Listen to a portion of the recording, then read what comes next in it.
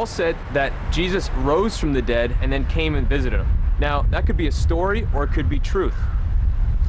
He says in 1 Corinthians chapter 15, if Christ had not been raised from the dead, then all our preaching is useless. In other words, what he'd given his life to was purposeless. And your faith, he's speaking to Christians, is useless too. If you think about it, if Jesus rose from the dead, then that changes everything like it did for Paul. But if he didn't, then Christians now and then are both wasting their life. You're part of one of the ultimate statistics that 10 out of 10 people die, and 125,000 people have died today alone.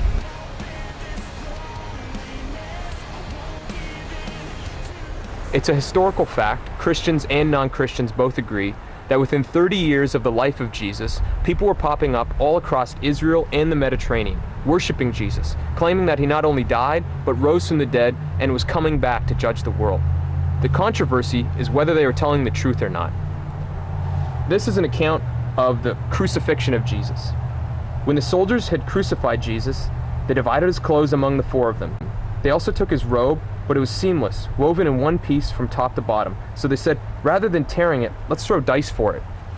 The reason they're gambling for Jesus' clothes is because he was such a pop icon that people wanted his paraphernalia, and they knew it was going to be worth something someday. So that proves that everybody would have known where his tomb was, where he was buried.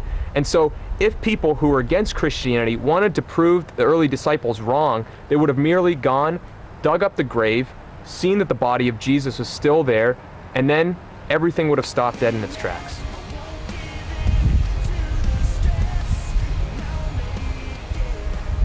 But no one ever did produce the body, which shows that the tomb really was, still is, empty. There are four possibilities. One, that the Jews or Romans took it, that they were trying to crush Christianity and they wanted to really stick it to the early disciples by stealing the body of their beloved leader. Now, this doesn't make any sense because within a couple of years, the Jews and Romans were trying to go against the early disciples' preaching of the resurrection. If they wanted to show how silly and false it really was, they would merely produce the body of Jesus, show everyone that it was a crock, and that would be the end of it. Number two, that Jesus Christ really wasn't dead. That after he was put down from the cross, he chilled out in his tomb for a little while, recovering strength, and then got up after a couple days, rolled away the stone, and then began appearing to his disciples. This is the most silly of all 4 points, because if you know anything about Roman crucifixion, you'll know that a flogging takes place before the crucifixion. This is a torture session. People sometimes died during that torture session.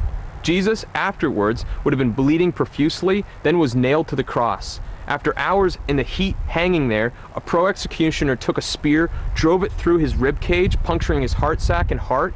Then, after he was taken down from the cross, his disciples rolled him up in 100 pounds of burial cloth, which would have suffocated him.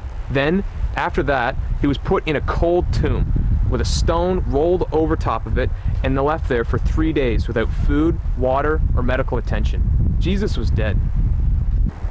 Number three, that the disciples took the body. This is the one that makes the most sense for someone who doesn't want to believe in an actual resurrection. They say that because the church fathers, eager to start a new religion with themselves conveniently at the head of, they took the body of Jesus, then said it actually happened, the resurrection took place.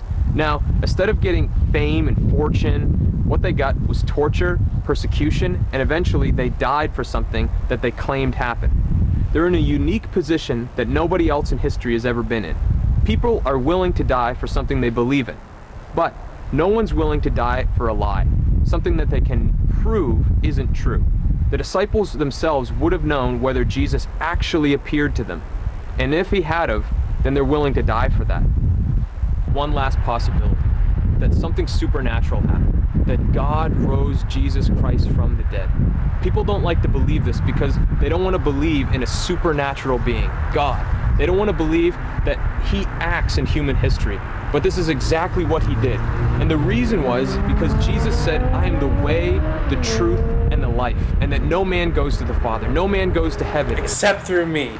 How can we give our lives over to Jesus? How can we trust that completely unless God did something supernatural so that we can know that it was God that is speaking the truth?